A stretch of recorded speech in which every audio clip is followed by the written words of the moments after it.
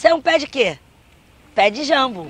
É uma árvore asiática, que assim como a bananeira e a mangueira foi trazida para o Brasil pelos portugueses.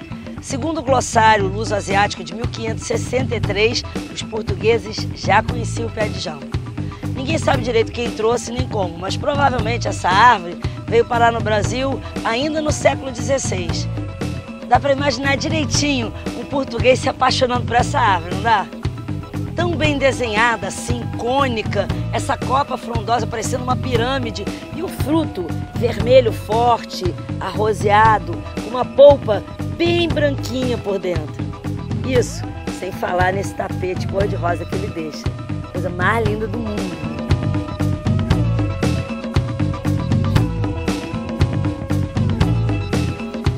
Todo mundo sabe que os portugueses eram craques em levar plantas de um lugar para o outro. Lá na Índia, ninguém vive sem o caju, que só dava no Brasil. E aqui no Brasil, todo mundo já viu um jambeiro lindo com aquele tapete cor-de-rosa, que veio de lá. Agora, quem trouxe, em que caravela, ninguém sabe, não há registro. E já que a gente não conhece a história do jambo, que tal a gente inventar uma? Vamos dar uma viajada, dar asas à imaginação? Quem sabe os portugueses não trouxeram um pé de jambo para o Brasil por causa das suas belas flores. Digamos que lá pelos idos de 1600, um navegador português, que chamaremos aqui de Vitor Bento Alves, tivesse conhecido no Brasil a bela Índia Picaí. O português, encantado com a nativa, ficou pensando em mil maneiras de ganhar o coração da tal Índia. Um belo dia, nosso herói parte com a sua caravela para uma viagem às Índias.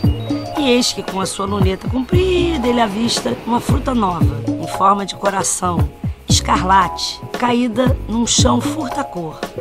Maravilhado, ele decide, é isso. Vou cobrir os cabelos da Índia Picaí com essas flores e ela vai se apaixonar. Mas, pequeno detalhe, como as flores iriam atravessar o Atlântico sem secar? O bravo homem tem, então, a seguinte ideia. Decide levar o caroço do jambo plantado num barril com terra. E quando, enfim, chega de volta à terra Brasílias, o caroço já virou broto e começa a crescer. Mas quem disse que a árvore cresce logo? Vitor Bento Alves teve que ser paciente porque a árvore ainda levou 10 anos crescendo, e o português já estava ficando com a barba branca, quando, enfim, viu o jambeiro florescer. O navegador cobriu a bela Picaí de flores de jambo, deixou a Índia com os cabelos cor púrpura e ela se apaixonou completamente pelo português. Dizem por aí que os dois tiveram filhos, netos, bisnetos e saíram espalhando jambeiros pelo Brasil afora. Se a chegada do jambeiro no Brasil é realmente fruto do amor de um português por uma índia, isso a gente não sabe. Mas que muitas histórias de amor de verdade foram registradas embaixo de um pé de jambeiro, isso é. A minha história com o jambeiro começou aqui, quando eu me casei pela segunda vez com a pessoa que plantou esse jambeiro, que se chamava Hans Samuel Scheuder. E plantou e ele tomou conta. E aqui já se vão 35 anos. Ele faleceu há 3 anos. Eu sempre que passo aqui, a impressão é que ele está aqui, encostadinho aqui no jambeiro, me vendo passar para ir para a rua. O jambeiro é original da Índia e de algumas ilhas da Malásia. Provavelmente foram os portugueses que trouxeram o jambeiro para cá. E os navegadores não importaram apenas um, mas 4 tipos de jambo. O jambeiro amarelo é uma árvore ornamental e não dá frutos. O jambeiro branco produz frutos esbranquiçados, quase sem sabor.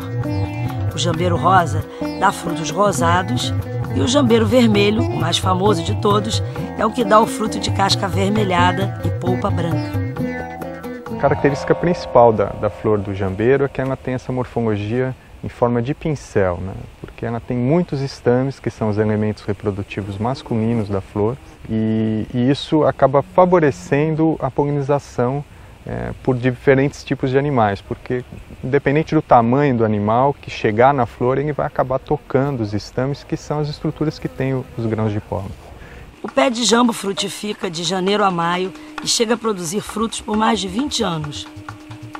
O jambeiro tem a copa cônica, piramidal, e é perennifolia. Sabe o que é isso? É que as folhas só caem quando as novas já estão surgindo para substituir.